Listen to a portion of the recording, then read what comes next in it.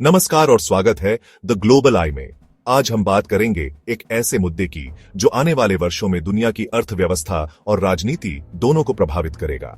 America ने भारत पर 85% tariff लगाकर बड़ा दबाव बनाने की कोशिश की है, लेकिन इस मुश्किल घड़ी में यूरोप भारत के साथ खड़ा दिखाई दे रहा है। ये कहानी सिर्फ व्यापार की नहीं है, बल्कि बदलती वैश्विक ताकतों और नई साझेदारियों की भी है। आइए विस्तार से समझते हैं। सबसे पहले जान लेते हैं कि ये हालात बने कैसे। अमेरिका, खासकर राष्ट्रपति डोनाल्ड ट्रंप के कार्यकाल में व्यापारिक नीतियों को लेकर बेहद आक्रामक हो गया है। भारत पर आरोप लगाया गया कि वो रूस से तेल खरीदकर यूक्रेन युद्ध को परोक्ष रूप से फंड कर रहा है। इसके बहाने अमेरिकी सरकार ने भारतीय स्टील, टेक्सटाइल, फार्मा और कई निर्यात उत्पादों पर 25% से 50% तक का टैरिफ लगा दिया। इसका सीधा असर भारत अमेरिका व्यापार पर पड़ा। भारत के कई निर्यातकों को अचानक भारी लागत का सामना करना पड़ा। लेकिन जहां वॉशिंगटन ने दरवाजे बंद किए, वहीं यूरोप ने बिल्कुल अलग रास्ता चुना। यूरोप ने भारत के साथ रिश्तों को और मजबूत करने की रणनीति अपनाई। क्यों? क्योंकि यूरोप को भी अमेरिका की इन नीतियों से नुकसान हो रहा है और उसे नए साझेदार चाहिए। यूरोप इन सब के बीच क्या क्या कदम उठा रहा है, आइए जानते हैं। जैसे ही अमेरिका ने भारत पर टैरिफ लगाया, यूरोप ने तुरंत प्रतिक्रिया दी। अब यूरोप का पहला बड़ा कदम है भारत ईयू मुक्त व्यापार समझौते FTA को तेजी से आगे बढ़ाना।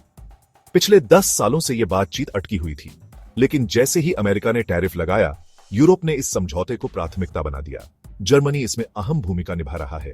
चांसलर और विदेश मंत्री दोनों ने साफ कहा है कि भारत के साथ समझौता सिर्फ आर्थिक नहीं, बल्कि रणनीतिक रूप से भी जरूरी है।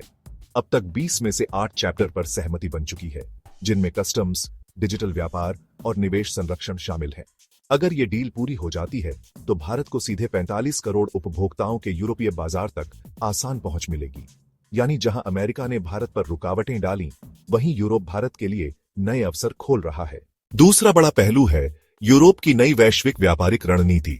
यूरोप समझ चुका है कि केवल अमेरिका पर निर्भर रहना खतरनाक है। ट्रंप की संरक्षणवादी नीतियों ने ये बात और साफ कर दी। इसलिए यूरोप अब अपनी साझेदारियां विविध बना रहा है। इंडोनेशिया, मैक्सिको, मर्कोसुर देशों के साथ FTA की प्रक्रिया तेज की गई है, लेकिन इन सब में भारत का महत्व सबसे ज्यादा है। क्यों? भारत दुनिया की सबसे तेजी से बढ़ती बड़ी अर्थव्यवस्था है। 6% से अधिक की वृद्धि दर। भारत के पास युवा जनसंख्या और तेजी से बढ़ता हुआ डिजिटल बाजार है। भारत चीन पर निर्भरता घटाने का विकल्प है और अमेरिका की अनिश्चित नीतियों का संतुलन भी। यानी यूरोप भारत को सिर्फ व्यापारिक साझेदार नहीं, बल्कि एक रणनीतिक स्तंभ की तरह देख रहा है। तीसरा तरीका है राजनीतिक और कूटनीतिक समर्थन। हाल ही में फिनलैंड के राष्ट्रपति अलेक्जेंडर स्टब ने चेतावनी दी कि अगर पश्चिमी देश भारत को दूर धकेलेंगे तो पश्चिम की वैश्विक पकड़ कमजोर हो जाएगी। उन्होंने कहा, भारत को अलग थलग करने की बजाय और नजदीक लाना चाहिए। यूरोप के कई अन्य नेता भी यही संदेश दे रहे हैं। उनका मानना है कि भारत को सहयोग का हिस्सा बनाना जरूरी है, ताकि वैश्विक संतुलन बरकरार रहे। ये कूटनीतिक आवाज भारत को अंतर्राष्ट्रीय मंचों पर मजबूती देती है और अमेरिका के दबाव का सामना करने की ताकत भी। अब सवाल उठता है, इस सब का असर आम लोगों और उद्योगों पर क्या होगा? भारत के निर्यातकों को यूरोप में नए अवसर मिलेंगे। खासकर टेक्सटाइल, फार्मा और IT सेक्टर को बड़ा फायदा होगा। यूरोपीय कंपनियों को भी भारत के 1.4 अरब लोगों के विशाल बाजार में प्रवेश आसान होगा। उपभोक्ताओं को सस्ते और बेहतर विकल्प मिलेंगे, चाहे वो यूरोप में हो या भारत में। यानी ये साझेदारी दोनों तरफ के लोगों को सीधे प्रभावित करेगी। तो चलिए जल्दी से दोहराते हैं कि यूरोप भारत का साथ कैसे दे रहा है। भारत यूरोप मुक्त व्यापार समझौते को तेजी से आगे बढ़ाकर। 2 भारत को अपनी नई वैश्विक व्यापारिक रणनीति का अहम केंद्र बनाकर। 3 और खुले तौर पर राजनीतिक व कूटनीतिक समर्थन देकर। इससे साफ है कि वैश्विक राजनीति और अर्थव्यवस्था में नए समीकरण बन रहे हैं।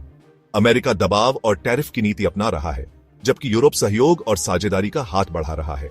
और इस बदलती तस्वीर में भारत एक उभरती हुई ताकत और बड़ा विजेता दिखाई दे रहा है। आज की रिपोर्ट में बस इतना ही। अगर आपको ये वीडियो पसंद आया हो तो द ग्लोबल आई को लाइक, शेयर और सब्सक्राइब करना ना भूलें।